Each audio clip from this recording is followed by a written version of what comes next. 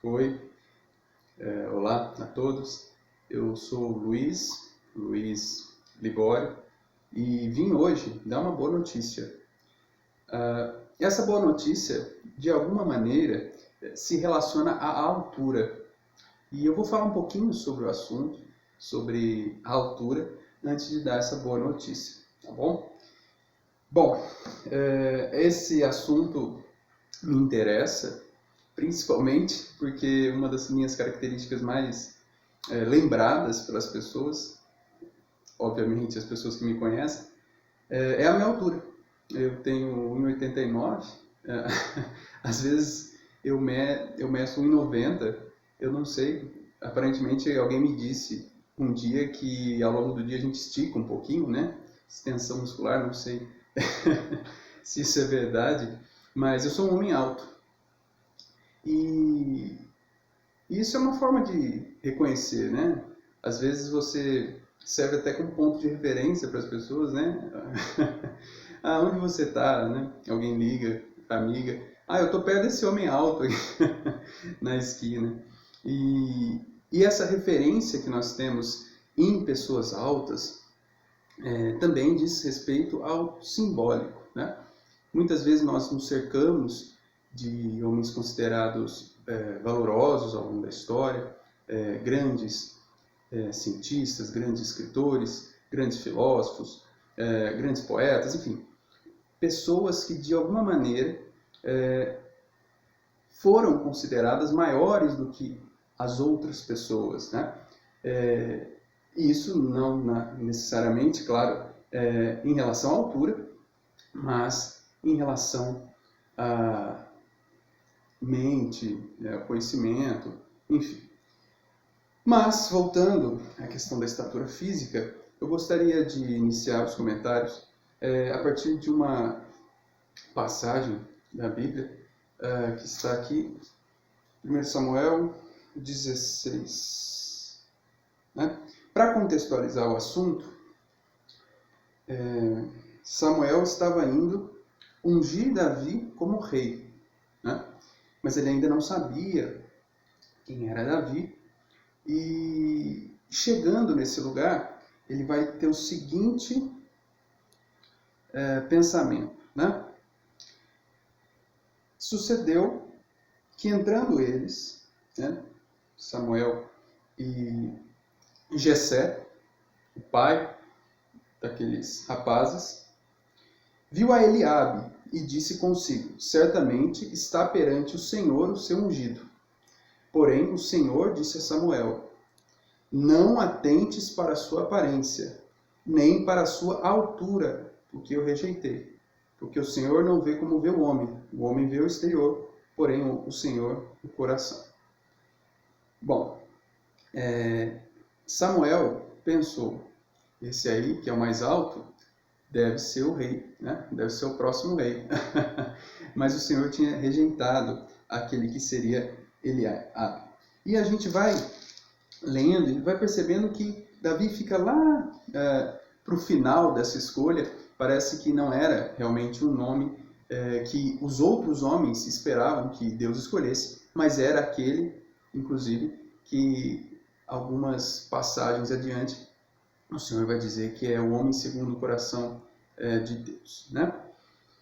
Mas percebam que o Senhor disse que não vê a aparência, mas vê o coração. Ora, eu disse agora há pouco que existem homens que também são considerados grandes do ponto de vista mental, né? Por suas grandes descobertas no campo da ciência, por suas grandes elucubrações em relação à filosofia, né? A criação artística como um todo. Mas isso, ao meu ver, também diz respeito à aparência, né? Porque bastaria um caso de plágio, por exemplo, para você perceber que aquele homem que era considerado grande, né, na história da sua área de atuação, não era assim tão grande, né? Enfim, para comentar um pouquinho mais sobre esse assunto, eu gostaria de agora ir lá nos evangelhos, né, em Marcos 8, 22. Marcos 8, 22 vai falar um pouquinho sobre a cura de um cego em Betsaida. O Senhor tinha falado há pouco tempo do fermento dos fariseus, né? Tinha multiplicado pães, contextualizando aqui o momento em que acontece isso no Evangelho de Marcos, e ele tinha dito para os seus discípulos tomarem cuidado com o fermento dos fariseus, que é a hipocrisia. O que o fermento faz? O fermento é aquilo que incha a massa, né? Você coloca uma medida específica de farinha, coloca uma medida específica de fermento, por exemplo, e aí aquele tanto vai inchar. Quem já fez pão fica impressionado com a tamanha potência desse aumento, né? Desse alimento. Enfim, isso tinha acontecido há pouco. E aí, a partir do versículo 22 é dito o seguinte: Então chegaram a Betsaida e lhe trouxeram um cego, rogando-lhe que o tocasse. Jesus, tomando o cego pela mão, levou-o para fora da aldeia e, aplicando-lhe saliva aos olhos, impondo-lhe as mãos, perguntou-lhe: Vês alguma coisa?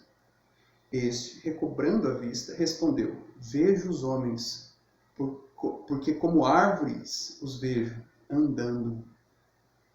Ele vê homens como árvores. Ora, eu sou um homem alto, mas a minha rua, que tem muitas árvores, possui árvores de um tamanho maior do que eu. As árvores geralmente são maiores do que os homens. Ele não está vendo direito esse cego. Ele foi curado em um primeiro momento, mas ele ainda não aprendeu a ver direito. Então ele vê os homens como árvores que andam, né? Ele vê alturas, né? Sumidades, grandes mestres andando. Ele se espanta, né? Uau! A palavra de Deus não diz que ele se espanta. Eu que estou aqui imaginando. Mas, de qualquer forma, árvores são maiores do que homens, né? Então, ele vê árvores que andam. Ele vê grandes objetos com pernas por aí.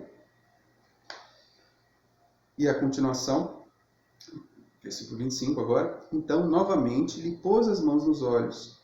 E ele, passando a ver claramente, ficou restabelecido e tudo distinguia de modo perfeito. Veja bem, o Senhor tinha acabado de falar do problema da hipocrisia dos fariseus, não é? E ele vai dizer: E mandou Jesus embora para casa, recomendando-lhe: Não entres na aldeia. A ideia de não entrar na aldeia, ao meu ver, diz respeito a não voltar a participar daquele sistema de coisas. Porque nós, que somos cristãos, fomos separados, né? O termo santo diz respeito a isso, né? Separação. E isso é o retirar-se da aldeia, né? Os homens como árvores, esses grandes líderes religiosos, que inclusive depois viriam acusar o Senhor, esses homens são aqueles que estão na aldeia, estão nessa parte da civilização, digamos assim.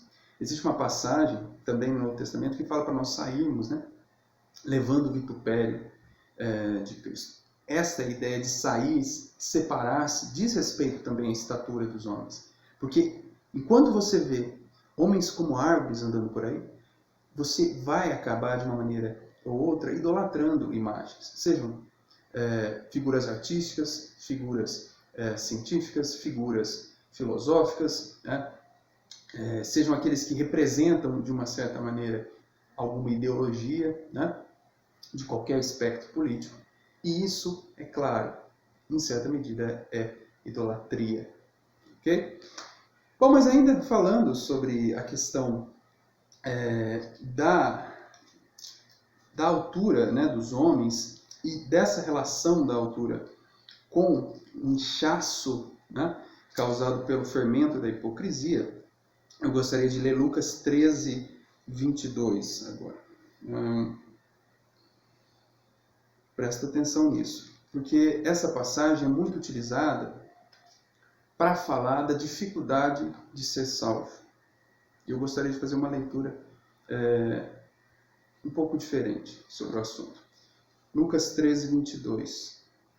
Passava Jesus por cidades e aldeias, ensinando e caminhando para Jerusalém. E alguém lhe perguntou: Senhor, são poucos os que são salvos? Sempre que alguém pergunta algo para o Senhor, eu me imagino, sendo judeu, né, quem pergunta, o que ele quer dizer com isso, de ser salvo, né? Porque eu não sei se exatamente, eu não sou grande conhecedor da Bíblia, mas eu não sei exatamente se os judeus pensavam que teriam uma vida eterna, como nós, cristãos, acreditamos, né? Então eu não sei aqui o que significa salvo, viver muitos séculos, mas vamos ver a resposta do Senhor. Respondeu-lhes: esforçai-vos por entrar pela porta estreita, pois eu vos digo que muitos procurarão entrar e não poderão. Então ele perguntou: poucos são os que são salvos? O Senhor fala: muitos tentarão. Aí ele conta uma história. Quando o dono da casa se tiver levantado e fechado a porta, e vós do lado de fora começardes a bater, dizendo: Senhor, abre-nos a porta, ele vos responderá: não sei de onde sois. Aparentemente, vai haver um momento em que essa porta vai ser fechada. Que porta? Bom, vamos continuar lendo. Então direis: comíamos e bebíamos na tua presença, e ensinavas em nossas ruas. Mas ele vos dirá: não sei de onde vós sois, apartai-vos de mim, vós todos os que praticais iniquidades. Ali haverá choro e ranger de dentes, quando virdes no reino de Deus Abraão, Isaque, Jacó, essas três figuras que representam o princípio, né, da nação de Israel, e todos os profetas, mas vós lançados fora. Até aqui está falando que realmente são poucos, né? Respondendo à pergunta inicial. Mas aí ele diz uma coisa interessante, o Senhor. Muitos virão do Oriente e do Ocidente, do Norte e do Sul, e tomarão lugares à mesa no reino de Deus. A pergunta foi: poucos serão salvos? E o Senhor diz: há uma porta estreita. Há uma porta estreita. Muitos tentarão. Contudo, há últimos que virão a ser primeiros e primeiros que serão últimos. Vejam bem. Essa porta, de fato, é estreita. Ela é estreita a ponto de não passar quem foi inchado pelo fermento dos fariseus, que é a hipocrisia. Porque a gente às vezes não pensa muito nessa imagem da porta. O que é uma porta? Uma porta é algo que serve para sair de um lugar e ir para outro, certo? Ou seja, para entrar ou para sair. Mas existem portas pelas quais algumas pessoas não conseguem passar. Eu tenho 1,90 m, né? 1,89 m, como disse, às vezes muda. E uma porta de uma casa de boneca que eu veja, eu não consigo passar. Então essa porta é estreita e vai permanecer estreita mesmo que eu faça muito esforço. A única maneira de eu passar por ela é eu arrebentar ela. Porque eu não vou fazer. Mas quão estreita é essa porta da qual o Senhor fala? Quão estreita? Bom, eu gostaria de ler mais uma parte aqui de Lucas. Voltar um pouquinho. Ok. Eu tinha começado a ler do versículo 22. O versículo 20, pouquinho anterior, vai, por acaso, falar desse inchaço, novamente. Olha, disse mais: aqui compararei o reino de Deus. É semelhante ao fermento que uma mulher tomou e escondeu em 3 medidas de farinha, até ficar tudo levedado. Bom, eu não sou um grande estudioso da Bíblia, não sou nem um pequeno estudioso da Bíblia, não sou sequer estudioso da Bíblia, mas eu não lembro de nenhuma passagem da Bíblia que use fermento como algo positivo. O fermento é sempre figura de algo como o pecado, né? Seja a hipocrisia dos fariseus, por exemplo, ou nas imagens do Velho Testamento, né? Em alguns momentos eles não poderiam usar fermento nos pães, enfim. A questão é a seguinte: ele fala isso imediatamente antes de responder sobre a pergunta de quantos seriam salvos, né, de se seriam poucos os salvos. E ele fala que a porta é estreita. A porta é estreita, inchaço não passa. Não passa hipocrisia, não passa fermento. Só que tem um problema. Em alguma medida, todos nós fomos levedados pelo fermento da hipocrisia. Não há quem faça um bem. Não há um sequer, nenhum sequer, diz uma passagem. Quem vai passar por essa porta? Quem vai passar por essa porta? Bom, eu gostaria de ler mais uma passagem que está aqui, deixa eu ver se eu encontro. Um pouquinho antes, isso mesmo, isso mesmo. Lucas 12, 25. Vejam bem. Qual de vós, por ansioso que esteja, pode acrescentar um côvado ao curso da sua vida? Aqui, essa tradução diz curso da sua vida, mas existe uma nota aqui dizendo curso da sua vida ou a sua estatura. Ora, o Senhor está dizendo, está perguntando, qual de vós pode aumentar o seu tamanho? Se, portanto, nada podeis fazer quanto às coisas mínimas. O Senhor está falando, aumentar o tamanho, né, ou traduzido como aumentar a extensão da sua vida, os dias vividos sobre a terra, né, ou a sua estatura, como uma coisa mínima. Por que andais ansiosos pelas outras? Ora, eu não posso mudar meu tamanho, mas ao mesmo tempo, o fermento da hipocrisia que me é inerente me incha a ponto de não possibilitar essa passagem pela porta estreita. O que eu faço? Bom, lembrem-se que o Senhor diz que muitos virão do norte, do sul e se sentarão à mesa.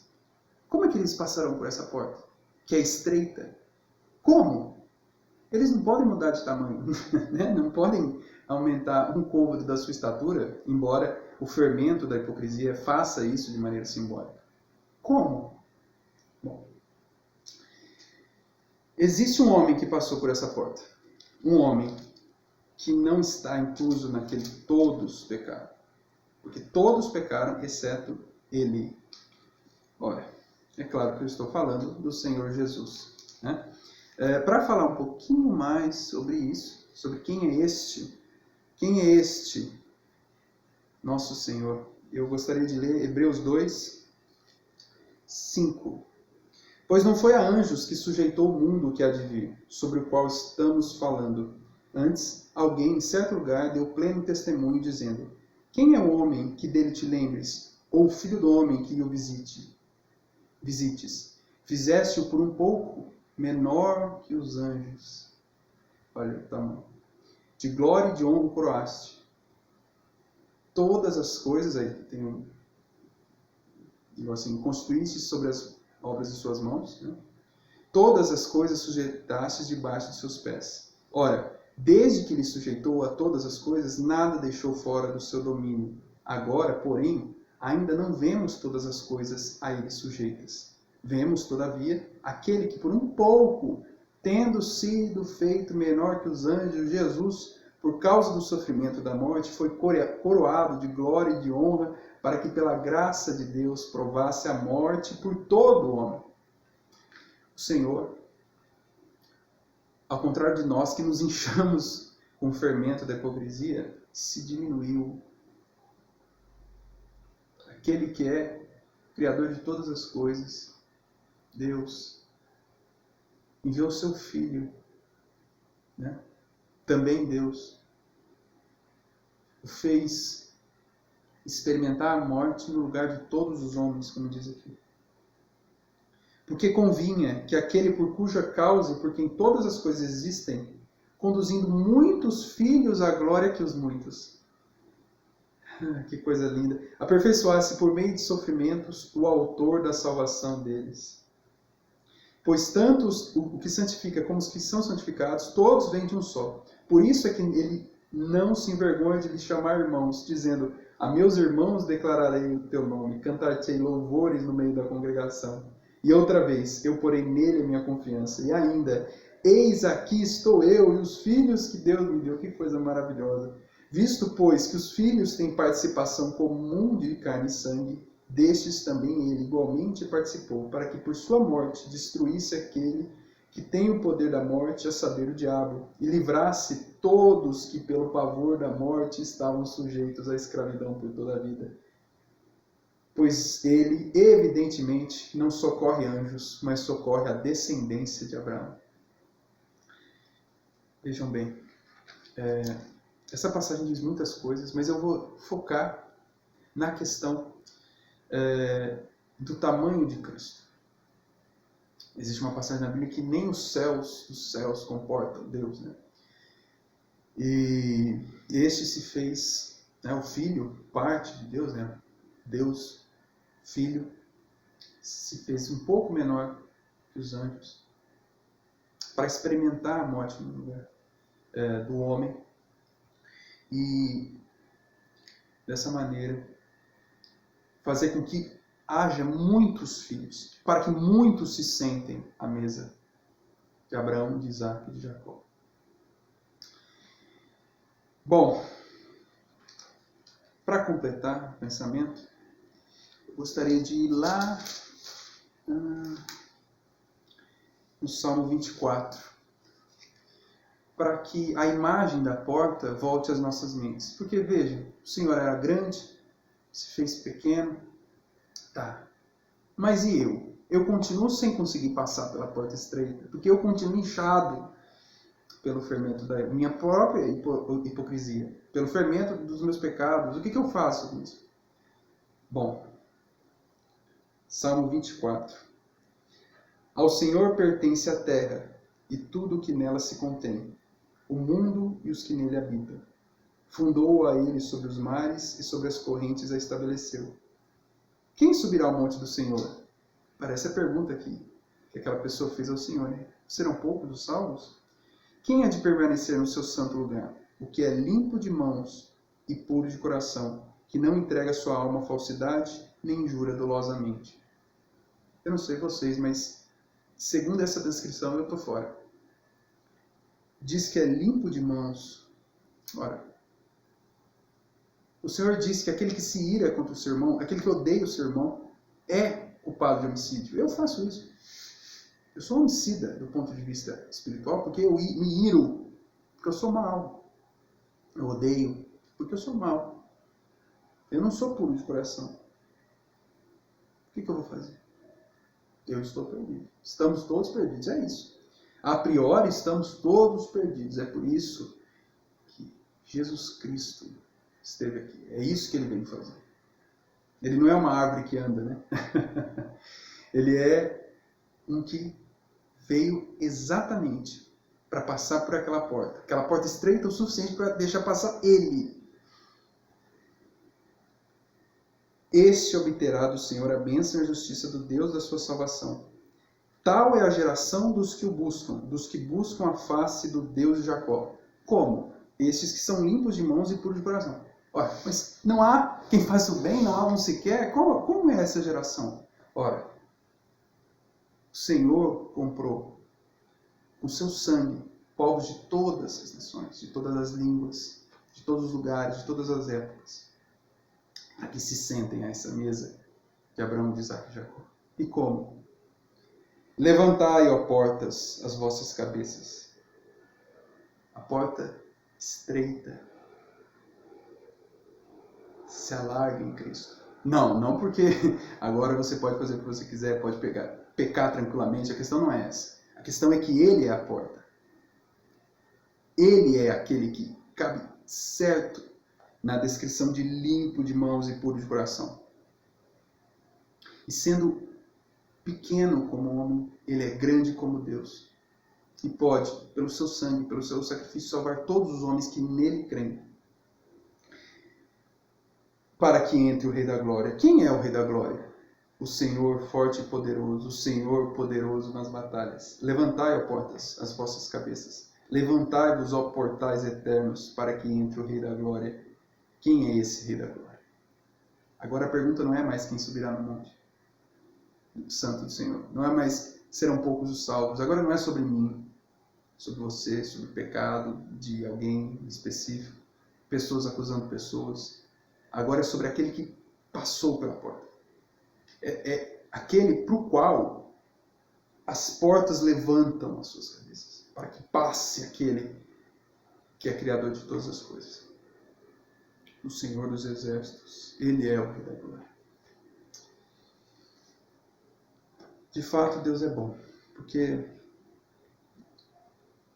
o tamanho de todos nós é minúsculo perto da sua glória.